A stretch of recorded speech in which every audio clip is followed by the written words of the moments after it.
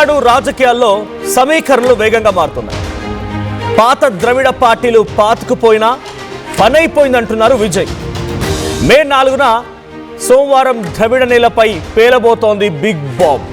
తమిళనాడులో మనమే గెలవబోతున్నామని, నేనే సీఎం అని, మీరే మంత్రులని విజయ్ రాత్రి ఎమర్జెన్సీ మీటింగ్, టీబీకే పార్టీకి సంబంధించి ఎమర్జెన్సీ మీటింగ్లో ఆ పార్టీ నేతలతో విజయ్ ఈ వ్యాఖ్యలు చేసినట్టు తెలుస్తోంది. ఇక అభ్యర్థులకు సూచన కాకుండా వార్నింగ్లా చెప్పారు విజయ్. గెలిచిన తర్వాత ఎక్కడికి వెళ్ళొద్దు, నేరుగా పనియూరుకు రావాలి. సంబరాలంటూ మీ నియోజకవర్గాలకు కూడా వెళ్ళొద్దు. ఇక్కడికి వచ్చి నన్ను కలిసాకే మీ నియోజకవర్గాలకు వెళ్ళండి. మీకోసం ఎదురు చూస్తూ ఉంటా. మనం గెలుస్తామని నాకు నమ్మకం ఉందన్నారు విజయ్. అయితే క్యాంప్ రాజకీయాల్లో ఇరుక్కోవద్దని విజయ్ వార్నింగ్ కూడా ఇచ్చారు. ఎవరు ఎంత ప్రలోభ పెట్టినా లొంగొద్దని హెచ్చరికలు జారీ చేశారు. ఎవరైనా ఆశపడి లొంగితే వారిపై సీరియస్ యాక్షన్ కూడా ఉంటుందని విజయ్ వార్నింగ్ ఇచ్చారు. ఎవరు హ్యాండ్ ఇచ్చినా చర్యలు తప్పవని విజయ్ సీరియస్ అయ్యారు. ఇక సీట్లు తక్కువ వచ్చినా Vijay TVK party kingmaker అవతరించే అవకాశం ఉంది. అప్పుడే విజయ్తో అన్నాడీఎంకే చర్చలు కూడా మొదలుపెట్టింది. సింగిల్ లార్జెస్ట్ పార్టీగా విజయ్ టీబీకే పార్టీ నిలుస్తుందని పలు ఎగ్జిట్ పోల్ సర్వేలు అంచనా వేస్తున్నాయి. ఏ పార్టీకి మెజార్టీ లభించకపోతే విజయ్ సీఎం పదవి డిమాండ్ చేసే అవకాశం ఉంది. అయితే ఎటువంటి అన్నాడీఎంకే కానీ డిఎంకే కానీ రెండు పార్టీలో ఏ పార్టీ కూడా ఫుల్ లార్జ్ మెజార్టీ రాకపోతే టీవీకే కింగ్ మేకర్ అయ్యే అవకాశం ఉంది. ఇఫ్ ఎట్ ఆల్ మీకు గుర్తుంటుంటే కనుక గతంలో కూడా ఇదే మాదిరిగా జరిగింది పలు రాష్ట్రాల్లో. ఉదాహరణకి కర్ణాటకలో జరిగినటువంటి రిజల్ట్స్ ఇలాగే ఉన్నాయి. తమిళనాడులో కూడా గతంలో ఇటువంటి మాదిరిగానే కొన్ని సందర్భాల్లో చోటు చేసుకున్నాయి. సో కుమారస్వామి, హెచ్డి కుమారస్వామి కూడా గతంలో ఆయన అద్భుతంగా తక్కువ స్థానాలు లభించినా కూడా ఆయన ఆ పార్టీని అధికారంలోకి తీసుకురాగలిగారు, ముఖ్యమంత్రి కూడా అయ్యారు. సో హెచ్డి కుమారస్వామి ఆ రోజుల్లో చేసిన మాదిరిగానే విజయ్ ఇప్పుడు చేయాలనుకుంటున్నారా? సో ఈయన HD Deve Gowda, HD Kumaraswamy so ఇప్పుడు ప్రజెంట్ యూఏ మినిస్టర్గా కూడా ఉన్నారు. అప్పుడు బీజేపీతో జతకట్టే కర్ణాటక నుంచి ఆయన ముఖ్యమంత్రిగా అయ్యారు. కర్ణాటకలో జరిగింది ఏంటి? అప్పుడు పూర్తి స్థాయిలో బీజేపీకి మెజార్టీ లేదు, కాంగ్రెస్ పార్టీకి మెజార్టీ లేదు. సో కింగ్ మేకర్ అయ్యారు హెచ్డి కుమారస్వామి. సో కుమారస్వామి ఏం చేశారు? బీజేపీతో జతగట్టి అక్కడ ముఖ్యమంత్రి అయ్యారు. అప్పుడు ఆయనకు వచ్చిన స్థానాలు 20-21, I don't exact remember, but 20-25 ఆ స్థానాల్లోపే. ఇప్పుడు టీవీకే పార్టీ కూడా అదే కాబోతోంది. సో టీవీకేకి అనుకూలంగా ఇచ్చినటువంటి ఒకే exit poll survey Axis My India, మీరు అది ఆర్టీవీ స్క్రీన్పై చూస్తూ ఉన్నారు. టీవీకే 98 నుంచి 120 స్థానాలు గెలవబోతుంది అనేది యాక్సిస్ మై ఇండియా సర్వే ఇచ్చినటువంటి ఫలితం. సో నిజంగా ఇదే కనుక నిజమైతే అఫ్కోర్స్ విజయ్ ఈ యొక్క సర్వే తప్ప మిగిలిన సర్వేలంటిలో కూడా 10, 15, 20, 21 ఆ స్థానాలకే పరిమితమయ్యారు. కేవలం యాక్సిస్ మై ఇండియా మాత్రమే కొంత ఆయనకు అనుకూలంగా 98 నుంచి 120 స్థానాలను ఇచ్చింది. 234 స్థానాలు ఉన్నటువంటి కర్ణాటక అసెంబ్లీలో 118 స్థానాలు ఎవరైతే గెలుస్తారో వారిదే అక్కడ అధికారం. సో 118 స్థానాలు గెలవడానికి విజయ్కి అవకాశం ఉంది, అటు డిఎంకేకి అవకాశం. అన్నా డిఎంకేకు మాత్రం లేదు. ఇది చాలా సుస్పష్టం. అన్నా డిఎంకే అక్కడ అధికారాన్ని చేపట్టే అవకాశం లేదు, కంప్లీట్ కొలాప్స్. సో ఇప్పుడు అవకాశం ఉందల్లా కేవలం డిఎంకేకి అధికంగా అవకాశాలు ఉన్నాయి. బికాస్ ఆఫ్ అక్కడ గత ప్రభుత్వాన్ని కంటిన్యూ చేయాలని పబ్లిక్ అనుకుంటున్నారు. బీజేపీపై నెగిటివిటీ, టీవీకి కొత్తగా వచ్చిన పార్టీగా కూడా వాళ్ళు అనుకున్న స్థాయిలో రాణించలేకపోవడం, ఇవన్నీ కూడా వేరే ఎగ్జిట్ పోల్ సర్వేలు చెప్తున్నమాట. కానీ యాక్సిస్ మై ఇండియా మాత్రమే ఇక్కడ విజయ్ గెలుస్తున్నారని చెప్పింది.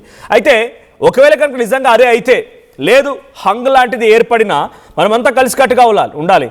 బీజేపీ కానీ డిఎంకే కానీ అవకాశాన్ని సద్వినియోగం చేసుకోవడం కోసం మళ్ళీ కిడ్నాప్ చేయొచ్చు, మళ్ళీ ఆ పార్టీలోకి రాబట్టుకోవడానికి ప్రలోభాలకు కూడా గురి చేయొచ్చు. కాబట్టి మీరు ఎవ్వరు కూడా నా ఆదేశాలు లేకుండా ఎవరు బయటికి పోవడానికి వీల్లేదు.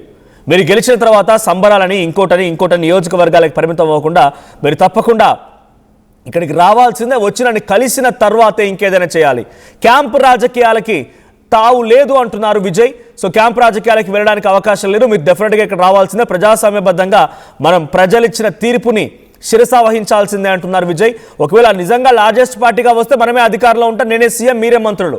లేదు హంగ్ వచ్చినా కూడా డెఫినెట్గా మనందరం కలిసికట్టుగా ఉంటే నేను సీఎం అవుతాను, మీరు మంత్రులు అవుతారు. లేదు అని అంటే కనుక డెఫినెట్గా మనం అంతా బొక్కబోర్లా పడతామన్నట్టుగా విజయ్ రాత్రి మీటింగ్ కాల్ఫర్ చేశారు. So first time TVK party Tamil Nadu రాజకీయాల్లో 2 ఏళ్ల తర్వాత ఎన్నికలు ఎదుర్కొంది. 2024 ఫిబ్రవరి 2న ఆ పార్టీ ఆవిర్భావం జరిగితే ఆ రోజు నుంచి అనతి కాలంలోనే చాలా అత్యద్భుతంగా విజయ్ చరిస్మా పనికొచ్చింది. విజయ్ అంటే మోస్ట్లీ అన్ని నియోజకవర్గాలు కవర్ చేశారైనా, బట్ నియోజకవర్గాలు కవర్ చేయలేని చోట కూడా కొత్తగా టెక్నాలజీని వాడారు ఆయన. సో టెక్నాలజీని వాడి కూడా ప్రచారంలో ఆయన పార్టిసిపేట్ చేసినట్టుగానే పబ్లిక్లో క్రియేట్ చేశారు.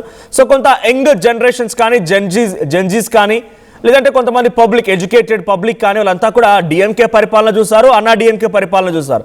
ఈ రెండింటినీ కాదనుకున్న వాళ్ళు కూడా టీవీకే విజయ్ వైపుగానే మొగ్గు చూపే అవకాశం ఉంది.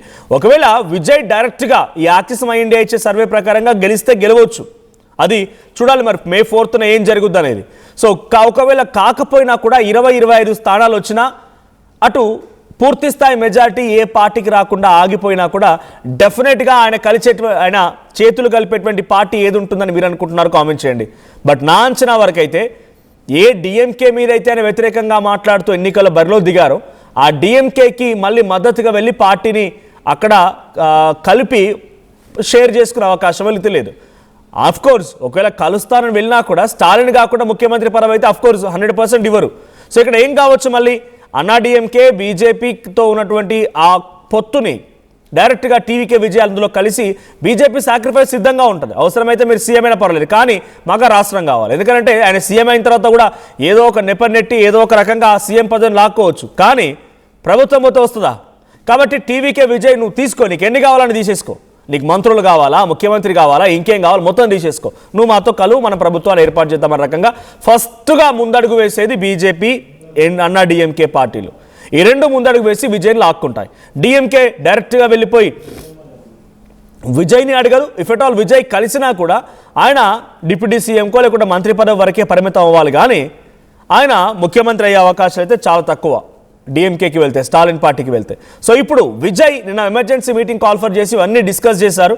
సో ఫస్ట్ టైం రిజల్ట్స్ని చవి చూడబోతున్న పార్టీ కాబట్టి కొంత excitement, at the same time కొంత యాంగ్జైటీ, కొంత ఆ షివరింగ్ అన్నీ ఉంటూ ఉంటాయి. సో పార్టీ కార్యకర్తలతో నిన్న మాట్లాడిన మాటల్లో ఆయన కీలకంగా చెప్పింది ఒకటే, డెఫినెట్గా మీరు అంతా గెలిచిన తర్వాత ఇక్కడికి రావాలి, ఎవరికి వారే యమునా తీరిన చందంగా ఇష్టం వచ్చినట్టుగా సంబరాలని నియోజకవర్గాలకు పరిమితం అవ్వడని వేరే వేరే పార్టీలకి మీరు వెళ్ళి కలవడం అని కనుక జరిగితే డెఫినెట్గా సీరియస్ యాక్షన్ ఉంటుంది అని చెప్పి ఒక వార్నింగ్ కూడా ఇచ్చారు. సో మీ అభిప్రాయం ఏంటి? తమిళనాట టీవీకే విజయ్ పార్టీ పెట్టిన అనతి కాలంలోనే ఇంతటి స్థాయిలో ప్రజాదరణ పొంది ముఖ్యమంత్రిగా ఆ పీఠాన్ని అధిరోహించబోతున్నారా? మీ అభిప్రాయం ఏంటి? కామెంట్ చేయండి.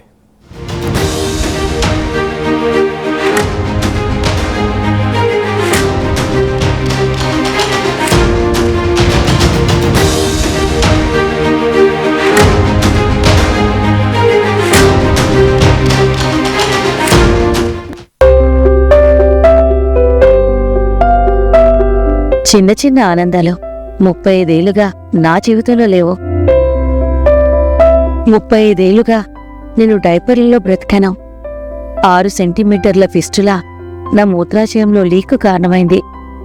ఎవరూ నాకు సహాయం చేయలేకపోయారు. ఏఐఎన్యూలో వైద్యులను కలిసే వరకు అక్కడ వారు రోబోటిక్ శస్త్రచికిత్సతో నాకు పరిష్కారం ఇచ్చారు. వారు నా ఆత్మవిశ్వాసాన్ని కూడా తిరిగిచ్చారు. Precision Care makes it possible.